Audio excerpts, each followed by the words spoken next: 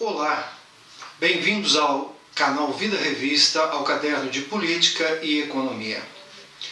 No último dia 26 de abril, o ex-presidente Luiz Inácio Lula da Silva concedeu uma entrevista à Folha de São Paulo e ao jornal espanhol El País. Depois de um longo e tumultuado processo de libera, não libera, no Supremo, etc. Bom, eu não vou comentar demais porque a entrevista é muito longa, são quase 2 horas de entrevista. Algumas coisas assim que é importante. O presidente afirma que vai provar sua inocência e que vai desmascarar o ex-juiz Sérgio Moro. Bom, de uma certa forma, presidente ou ex-presidente, há um consenso bastante generalizado aqui no Brasil e praticamente total no exterior de que a prisão se deu por questões eleitorais, que o processo não se sustenta, a sentença não se sustenta e, portanto, realmente não deveria ter sido preso, ainda mais antes de que todos os recursos pudessem ser avaliados pela Justiça. Mas vamos ver o que vai acontecer. Gostei muito de uma definição que ele deu da atuação do atual presidente Jair Bolsonaro como messianismo ignorante. Ele também salientou a importância da defesa da soberania nacional, tendo em vista as atitudes do atual governo de um alinhamento automático às políticas de Donald Trump. E também comentou sobre a reforma da Previdência, que ele afirma que não há motivo para se economizar esse 1 trilhão que o ministro Guedes pretende. Inclusive ele menciona que se você quer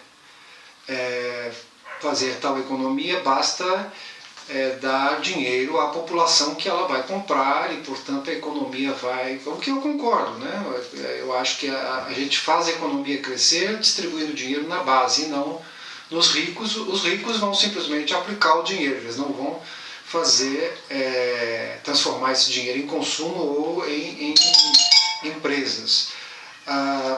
É importante notar que se realmente esse dinheiro chegar à mão das pessoas mais abastadas, ninguém vai abrir vaga de emprego. As pessoas vão simplesmente aplicar o dinheiro, porque hoje o empresário brasileiro, se podemos chamar assim, ele percebe que é muito mais interessante aplicar o dinheiro do que tentar produzir e criar vagas de emprego, etc.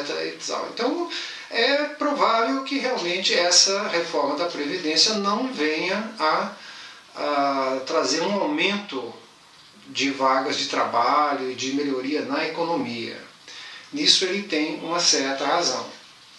Ele se mostrou também preocupado com as milícias, principalmente no Rio de Janeiro, e perguntou cadê o Queiroz também, aquele caso do filho do presidente Jair Bolsonaro, o Flávio Bolsonaro, que foi pego pelo COAF, e o Queiroz realmente sumiu. Outra coisa, aí ele errou, ele não reconhece nenhum erro, ou nenhum pecado do PT ou dos governos petistas, o que é um absurdo, É como se a gente tivesse esquecido do mensalão, do petrolão, enfim, do delúbio e seus recursos não contabilizados de campanha. Me lembra até ex-presidente, que o senhor deu uma entrevista em Paris, com um belo jardim francês no fundo, em que o senhor tentava normalizar os recursos não contabilizados de campanha, e que o senhor jurou que não sabia do mensalão. Essas coisas todas a gente não pode esquecer, presidente? Realmente foram cometidos muitos erros pelo PT, muitos erros, para não falarmos na deterioração da economia, que foi o que resultou no impeachment da ex-presidente Dilma. Disse que futuramente na política pretende apoiar um novo líder, né? Dizendo, talvez insinuando que ele não pretende ele mesmo ser um candidato futuramente, o que eu duvido, né? Mas, a não ser que ele saia com 90, 100 anos, mas se sair um pouco antes, eu tenho certeza que ele mesmo vai tentar ser o líder da oposição, né? E não apoiar um jovem líder, como ele está dizendo aqui. Vamos ver, né? Disse também que o sindicalismo precisa repensar o seu sentido e o seu discurso, no que ele está correto, né? Agora, presidente, eu acho assim, esse caso do triplex e do sítio em Atibaia, o senhor tem razão. O máximo que poderiam dizer é que o senhor não deveria ter frequentado, né, o sítio, porque o apartamento o senhor nem chegou a usar. Mas que realmente não há uma prova de que houve corrupção. No caso próprio, o ex-juiz Sérgio Moro já deixou claro que não houve essa condenação por corrupção, então não sei pelo que foi. Isso aí o senhor tem razão. Mas que o senhor seja absolutamente inocente, que não sabia de nada que aconteceu e que não houve... não que o PT tenha inventado a corrupção, mas que o PT prosseguiu e levou ao estado da arte, isso é inegável, presidente. Não adianta o senhor querer dizer que não. Eu acho que o que aconteceu foi que a sociedade perdeu a confiança no PT. E isso é grave. Na verdade, o maior responsável pela eleição de Jair Bolsonaro foi o PT e o senhor, que não abriu mão, né, para que uma outra liderança pudesse representar as esquerdas, vamos dizer assim, né? O senhor fincou o pé, que seria o Haddad, até que ele teve um resultado bom para a situação, mas poderia ter sido evitada a eleição de Jair Bolsonaro se o PT tivesse apoiado um outro candidato mais viável. Isso também é verdade.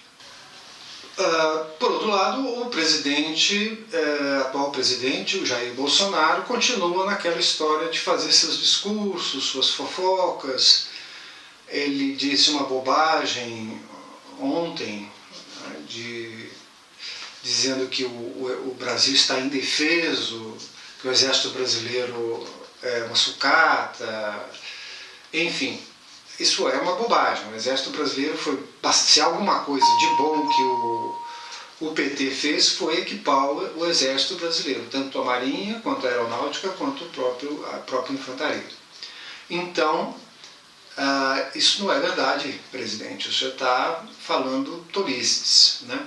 E permita-me lembrar de uma coisa. Por enquanto está tudo muito divertido, as pessoas estão até se divertindo com as suas declarações que são feitas na maior parte como aquela intervenção na propaganda do Banco do Brasil, é tudo para agradar os seus seguidores, né?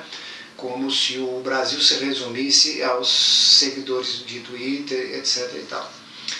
Agora, eu digo uma coisa para o senhor, pela experiência que eu tenho de outros governos e etc. e tal. Por enquanto está todo mundo achando muita graça, está tudo muito divertido, mas nós já estamos indo para o quarto mês, né,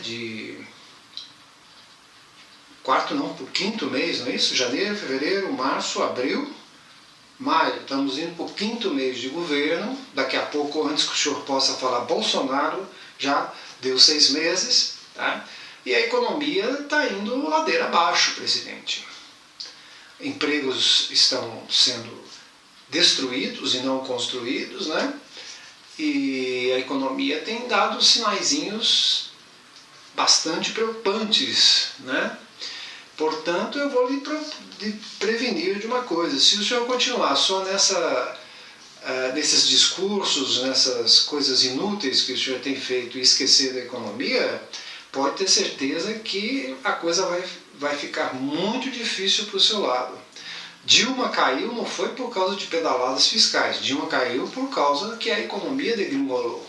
O PT caiu por causa que a economia degringolou. Porque eu me lembro muito bem quando eu e alguns companheiros estávamos lá debaixo do vão do MASP fazendo protestos contra Sarney, contra o senhor, ex-presidente Lula, contra Sarney, contra Renan, papá, o pessoal não estava nem aí. A gente estava falando, olha, corrupção, papá, lembra do Sarney, papá. Ninguém estava nem aí. Por quê? Porque a economia estava indo bem. Não é? É uma tolice achar que as pessoas estão preocupadas com corrupção. Não estão, nós. Estão preocupadas é com o dinheirinho no bolso, é com o salário, é com a cervejinha e o torresminho. Então, achar que só essa conversa vai mantê-lo no poder, isso é um ledo engano. Se a economia não der sensíveis melhoras, sensíveis sinais de melhora nos próximos tempos, o senhor pode pôr as barbas de molho, viu, presidente Bolsonaro? Tome cuidado. Também agora o presidente Bolsonaro quer tirar o COAF do Sérgio Moro. Quando o Sérgio Moro pediu o COAF para ele, ele deu, né, o controle do COAF para o Ministério da Justiça, e ele nem sabia o que era o COAF, né, até que o filho dele, o Flávio, foi pego pelo COAF. Agora ele quer tirar o COAF do Sérgio Moro. Quero ver se ele vai ter essa força. Né? E o secretário especial da Receita Federal, Marco Sintra, anunciou a criação de um novo imposto, que seria uma espécie de CPMF para a Previdência, e o presidente Jair Bolsonaro desmentiu na sequência. O senhor Marco Sintra é o criador do imposto único, né, da ideia do imposto único, que resultou na CPMF, um imposto horroroso, não é? Regressivo e que só vai no dinheiro que já trabalhou, já pagou todos os impostos, está na conta bancária, aí o cidadão vai usar o dinheiro dele, o governo ainda dava, né, uma mordida. Esse senhor Marco Sintra tem uma espécie de fixação com esse imposto único, principalmente o imposto sobre a movimentação financeira. Né? Espero que pelo menos isso o presidente, se o presidente não permitir, isso ele está absolutamente correto. E basicamente é isso aí. Temos o caso da Venezuela, né, que a Globo e o governo americano já derrubaram o Maduro, porém ele continua lá, não é? E parece que com o apoio dos militares, na sua maioria, e do povo também, porque as manifestações que têm ocorrido, eu tenho acompanhado assim por alto, mas tenho acompanhado, as manifestações não são de um número muito expressivo de pessoas, né?